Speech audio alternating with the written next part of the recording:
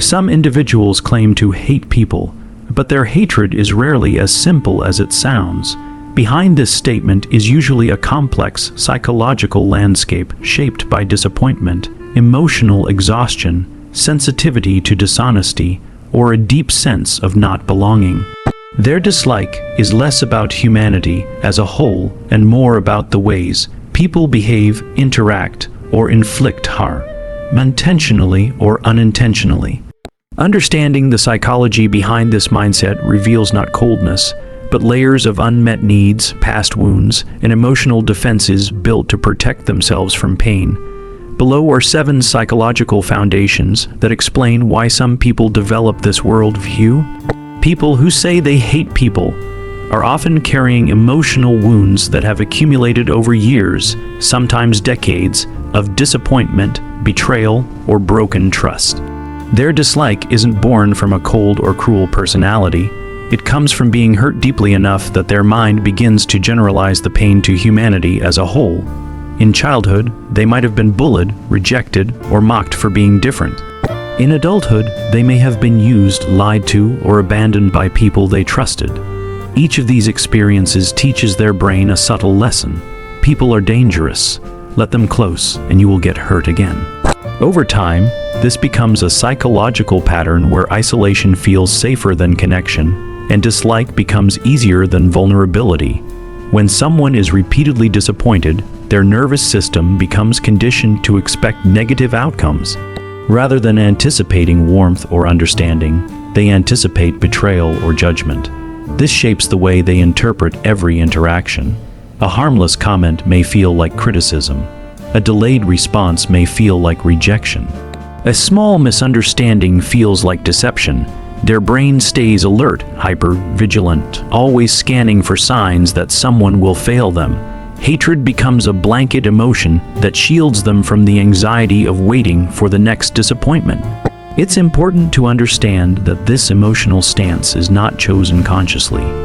It forms slowly, like a psychological callus. Every time someone breaks their trust, the callus thickens. Every time they open up and get hurt, the callus grows harder. Eventually, it becomes a world. People are selfish, unreliable, and not worth my time. This mindset protects them, but it also isolates them. It keeps them safe from pain, but also keeps them distant from the warmth and connection they secretly long for. These individuals often carry a heightened sensitivity to betrayal and dishonesty. They notice subtle behaviors others overlook: insincerity, inconsistency, hypocrisy, and their past wounds make these traits unbearable.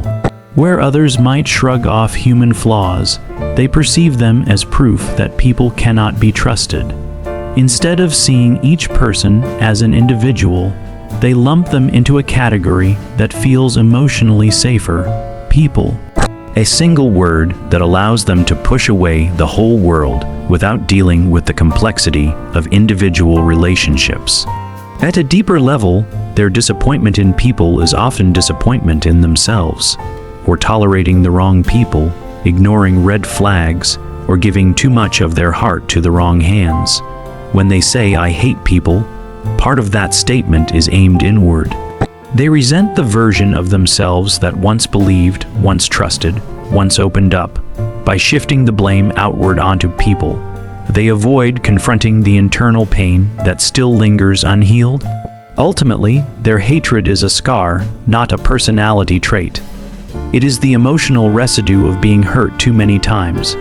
Beneath their bitterness is a human being who once cared deeply, loved intensely, trusted wholeheartedly, and was wounded for it. Their journey is not about learning to like people again. It's about healing the hurt that made the world feel unsafe in the first place. They often experience emotional exhaustion from constantly navigating social expectations, misunderstandings, and disappointments. People who claim to hate people are not usually driven by genuine hatred. They are drained. Human interaction requires energy, patience, empathy, and emotional flexibility. When someone has been repeatedly overwhelmed or overstimulated by social environments, their mind begins to conserve energy by withdrawing. Socializing starts to feel like a burden rather than a natural part of life. Small talk feels pointless, crowds feel suffocating, and conversations feel performative or fake. This emotional fatigue creates a desire for isolation, not because they dislike humanity, but because they are mentally tired. These individuals often struggle with a constantly active internal world. They analyze interactions deeply, replay conversations, and predict negative outcomes long before they happen. Their brain works overtime, even during casual encounters. What seems simple to others, meeting new people, attending events, making small talk, feels mentally draining to them. The pressure to respond correctly, maintain appearances, and manage others' expectations becomes too much. So instead of engaging, they retreat to protect their emotional bandwidth. Emotional exhaustion also stems from feeling misunderstood or unseen. When someone repeatedly feels like no one truly gets them, they stop trying. They withdraw because connection feels like a one-sided effort. They learn that silence costs less energy than explaining themselves. Distance becomes easier than negotiating emotional mismatches. They would rather conserve their limited emotional resources than spend them trying to fit into a world that rarely understands their depth or complexity. People in this mindset often have a high sensitivity to emotional nuance. They pick up on tone, body language, inconsistencies, hidden motives, things others miss or dismiss. This heightened awareness can be a blessing, but it also overwhelms them. It means they absorb too much, feel too much, and process too much. Social settings become emotionally loud, even when physically quiet. Their mind doesn't simply observe, it absorbs. So after enough emotional overload, they begin to associate people with exhaustion rather than comfort. Another layer of emotional exhaustion comes from carrying unspoken expectations, both from themselves and others. They may expect too much from themselves socially, feeling they must always be patient, kind, composed, or understanding. Meanwhile, others may expect them to be available, responsive, and emotionally accommodating. These conflicting expectations drain them until withdrawal becomes the only path to relief. When someone says, "I hate people," what they often mean is, "I'm tired of trying." They're tired of bending themselves to fit social norms, tired of emotional misunderstandings, tired of disappointing and being disappointed. Hatred, in this case, is simply a shorthand for emotional depletion. Deep down, they crave peace more than isolation, but people have become too emotionally demanding for the peace they are trying to protect. Many people who say they hate people are, in reality, extremely sensitive to criticism, rejection, or judgment. This sensitivity isn't always visible on the surface. Many of them appear calm, detached, or indifferent, but internally, they often carry a fragile sense of self that has been shaped by years of being criticized, misunderstood, or dismissed. When someone is highly sensitive to judgment, even small interactions can feel threatening. A simple comment, a shift in tone, or a facial expression can trigger a deep worry that they are being evaluated or disliked. Instead of facing this emotional discomfort repeatedly, they withdraw from people altogether. This sensitivity often stems from early experiences where their feelings, ideas, or personality were invalidated. Maybe they were mocked for speaking up, embarrassed in social situations, or harshly judged by family, peers, or teachers. These experiences create an internal script that whispers, "People will judge you," or "You'll say something wrong," or "You're not safe around others." Over time, the mind learns to avoid these perceived threats by avoiding people themselves. Not because they hate others, but because interaction feels like danger, and isolation feels like safety. Highly sensitive individuals often overthink how they are perceived. They replay conversations, analyze every word they said, and imagine how others might interpret them. This makes social interactions mentally exhausting, not because people are inherently bad, but because their presence triggers the fear of negative evaluation. The easiest solution becomes emotional retreat. They build a protective shell and convince themselves that people are annoying, fake, or disappointing. But underneath is fear, not hatred. The dislike becomes a shield against vulnerability. Their sensitivity also makes them hyper-aware of dishonesty, hypocrisy, or insincerity in others. While many people can overlook these things, highly sensitive individuals take them deeply to heart. When someone lies, judges, or behaves superficially, it feels personal. They don't just see the behavior, they internalize the emotional impact of it. This makes human interaction feel unpredictable and emotionally risky. So instead of exposing themselves to hurt, they choose to distance themselves and tell themselves they simply hate people. Another important aspect is the fear of being truly seen. Being authentic requires exposure of flaws, fears, insecurities, and imperfections. For someone sensitive to judgment, being seen is terrifying. They would rather project an image of indifference or coldness than open the door to potential criticism. The statement "I hate people" becomes a mask, a barrier that prevents others from getting close enough to trigger their deepest fears. Ironically, many of these individuals long for genuine connection. They want to be understood, accepted, and appreciated for who they are. But the possibility of rejection feels more painful than the comfort of solitude. So they choose the safer path: distance. It's not hatred, it's emotional self-protection. At the core of this sensitivity lies a deep desire not to be hurt again. Their withdrawal is not a sign of cruelty or superiority. It's a fragile heart protecting itself the only way it knows how.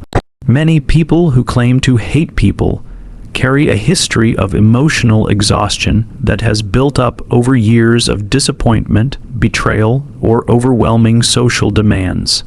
Emotional exhaustion doesn't just come from dramatic events. It accumulates slowly, quietly, and consistently. It comes from being the person who always listens but is never heard, the one who gives more than they receive, or the one who keeps showing up for people who don't show up back. Eventually, the emotional weight becomes too heavy. Their mind reaches a point where interacting with others no longer feels energizing or meaningful. It feels like work. This exhaustion shapes how they engage with the world. Simple conversations feel draining. Social gatherings feel suffocating.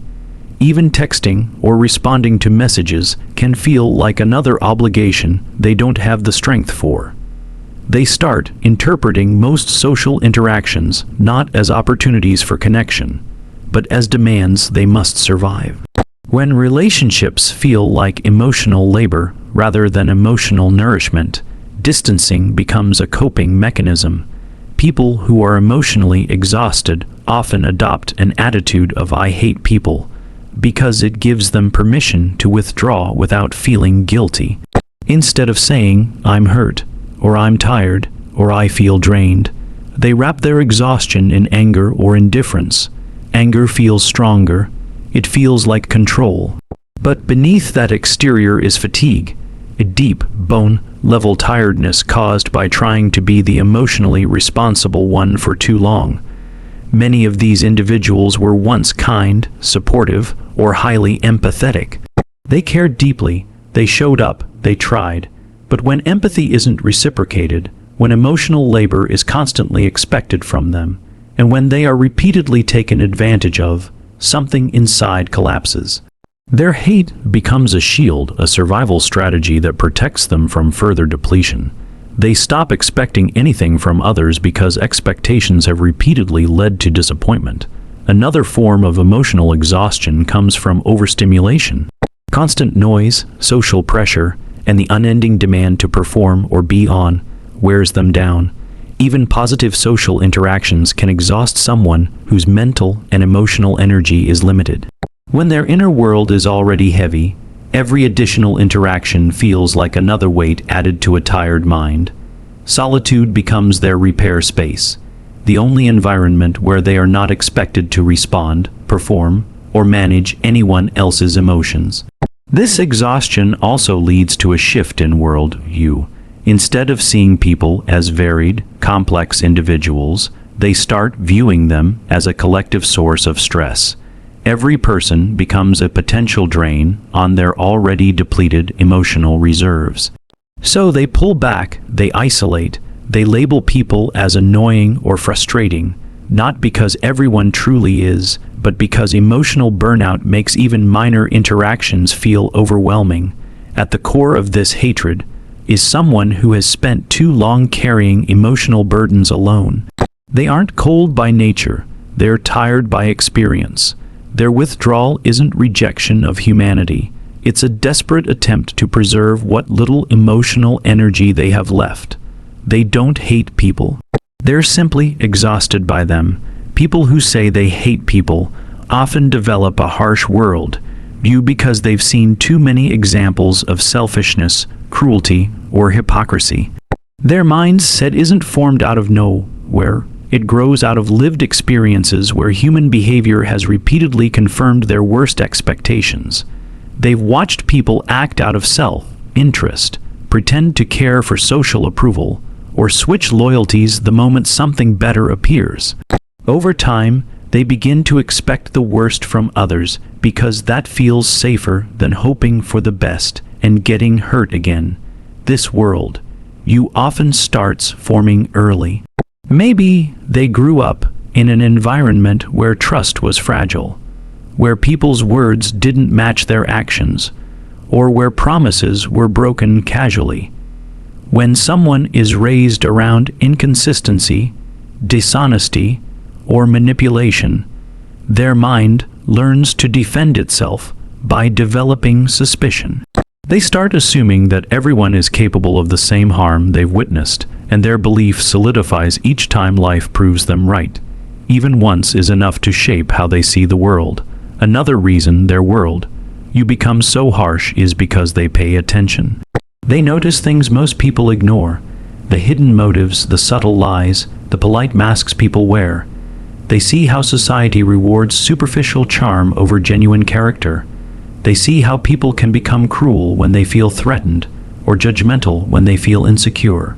This constant awareness shapes their internal narrative. People are dangerous, unreliable, or fake. When you observe patterns long enough, they stop looking like coincidences and start looking like truths. This world view is also a defense mechanism. By expecting the worst, they believe they are protecting themselves from disappointment. If they assume people are selfish, then selfish behavior can't surprise them. If they assume people are untrustworthy, then betrayal doesn't hurt as deeply. It's a mental strategy that reduces emotional risk, even if it makes life feel colder and more disconnected. Their cynicism is not a personality trait. It's a shield built from necessity. The harshness can also come from moral sensitivity. Ironically, many people who hate people hold themselves to very high standards. They value honesty, fairness, loyalty, and integrity. So when they witness others acting without these principles, it offends their inner sense of justice. Their intolerance for bad behavior comes not from superiority, but from disappointment. They don't hate humanity. They hate how often people fail to live up to what they believe humans could be. Their world deepens when they are repeatedly forced to carry the emotional consequences of other people's behavior. When they're the ones cleaning up chaos caused by others, absorbing emotional blows, or being the responsible one in irresponsible environments, bitterness becomes a natural response. It's hard to maintain an optimistic view of people when your experience has been filled with evidence to the contrary. Yet beneath that harshness, there is usually someone who once cared too much, someone who dreamed of better relationships, kinder people, more honest connections. Their world, you may look cold, but it is built on the ashes of a warmer one that got burned too many times. Their hate is simply the hardened shell around a heart that expected more from others and still quietly wishes it didn't have to. People who claim to hate people often develop a unique kind of self-reliance rooted in emotional exhaustion. Their independence isn't just a personality trait. It's a coping strategy shaped by experiences that taught them one powerful lesson: depending on others often leads to disappointment. Over time, this becomes a quiet vow they make to themselves, not because they want to be alone, but because relying on people has felt unsafe, unpredictable, or draining. This self-reliance begins when they recognize a pattern in their relationships. Maybe they were always the one supporting others while receiving nothing in return. Maybe they were surrounded by people who didn't listen, didn't show up, or couldn't be trusted. Eventually, they start to believe that leaning on others is a weakness they can't afford. So they build a life where they ask for nothing, expect nothing, and count on no one but themselves. To outsiders, this looks cold or distant, but internally it feels like survival. Because of this, they become incredibly strong in ways others don't notice. They know how to calm themselves when they are overwhelmed, motivate themselves when they're unmotivated, and solve problems without asking for help. They refine the skill of enduring, not because they enjoy suffering, but because they have learned that no one else will carry their weight. Their mind becomes their refuge, their thoughts become their toolkit, and their solitude becomes their training ground. But this extreme self-reliance also creates emotional distance. They may avoid opening up, not out of arrogance, but because vulnerability has historically come with consequences, judgment, betrayal, or mockery. So they guard their inner world carefully. They become selective about who gets access to their emotions, and most people simply don't qualify. When they push others away, it isn't hostility, it's self-preservation. They have been let down too many times to believe that closeness is safe. At the same time, their independence gives them clarity. When you don't rely on others, you learn to read them sharply. You see their intentions, their patterns, their inconsistencies. People who are deeply self-reliant often have strong intuition because they've spent years navigating social situations without guidance or support. They observe quietly, analyze deeply, and trust their instincts more than they trust people. This makes them appear detached, but in reality, they are simply aware. Their self-reliance also means they rarely tolerate nonsense. They don't have the patience for drama, manipulation, or superficial interactions. They'd rather be alone than waste energy on people who bring stress rather than peace. To many, this looks like misanthropy, but it's actually a refined sense of boundaries. They've learned that emotional stability is easier to maintain when they control who enters their life. And often, the answer is very few. Yet deep down, their independence is bittersweet. It protects them, but it also isolates them. It makes them strong, but it also makes them unreachable. They don't hate people because they enjoy solitude. They hate people because experience taught them that depending on them is dangerous. So they build themselves into someone who doesn't need anyone. And while that strength is admirable, it is also a reminder of everything they had to endure to become that way. People who say they hate people often carry a deep longing for peace, and ironically, this longing becomes the foundation of their compassion for the few they truly care about. Their world is full of emotional noise, drama, conflict, superficiality, and because they feel it so intensely, they retreat. But when they encounter someone who understands their silence, respects their boundaries, or brings them calm instead of chaos, something remarkable happens. Their guarded nature softens. Their compassion is not loud, sentimental, or constantly expressed. It is quiet, precise, and deeply intentional. They won't show affection through constant words, but through actions, like remembering small details, protecting your peace, or showing up exactly when it matters.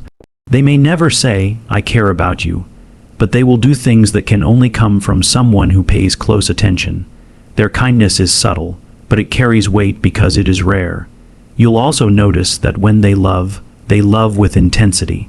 That's because they choose so carefully. They don't let many people in, so when someone earns their trust, that person becomes an exception in a world they've learned to distrust. They may appear emotionally distant from most people, but to the few they accept, they offer loyalty that is unwavering. Their feelings run deeper than they show. They just don't expose them freely because they've learned how vulnerable that makes them. Their compassion is selective, but it's not selfish. It's a form of emotional intelligence developed through experience. They know how draining it is to give energy to the wrong people, so they give it only where it will grow, not where it will be wasted. They care about people who don't demand constant attention, who understand the value of silence, and who don't bring unnecessary conflict. In this sense, they're not incapable of love or kindness. They're discerning about where they place it. Much of their selective compassion comes from a deep awareness of human behavior. They've seen manipulation, insincerity, inconsistency, and disrespect too many times. So when they meet someone genuine, their appreciation for that person is profound. They may not smile often or express emotions openly, but they will defend that person, support them, and protect their connection fiercely. This hidden intensity is one of the most misunderstood qualities about them. On the rare occasions when they allow someone into their emotional world, they give something incredibly precious, their softness. Beneath their sarcasm, their cynicism, or their guarded expression, there is a tender heart that has endured too much. They don't show it because they know how easily it can be hurt. But when the right person appears, someone who doesn't judge, doesn't push, and doesn't overwhelm, they let that softness emerge slowly, like a fragile secret. Their selective compassion is not a flaw. It's a survival strategy that evolved into wisdom. They learned the hard way that you cannot pour into everyone, because not everyone deserves access to your heart. And so, in a world they often find disappointing, they save the most precious parts of themselves for the rare souls who make life feel lighter. For those people, they are not cold, not distant, and not detached. They are warm, loyal, and quietly, deeply loving.